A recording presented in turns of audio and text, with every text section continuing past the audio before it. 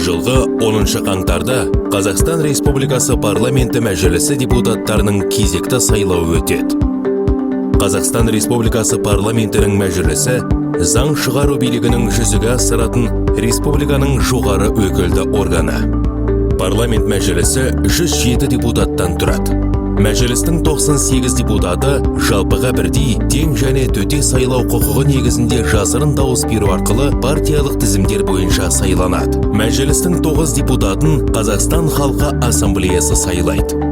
Қазақстан Республикасының 25 жасқа толған және Қазақстан аумағында соңғы 10 жылда тұрақты тұратын азаматы парламент мәжілісінің депутаты бола алады.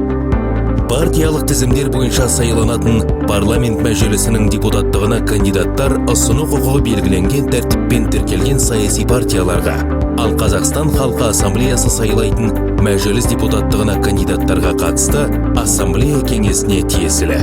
Мәжіліс депутаттығына сайлау үшін адамдарды партиялық тізімге енгізу саяси партияның жоғары органы мүшелері жалпы санының көпшілік дауысымен жүргізіледі. Партиялық тізімге әйелдер мен 29 жасқа толмаған адамдардың саны оған енгізілген адамдардың жалпы санының кемінде 30%-ын құрауға тиіс.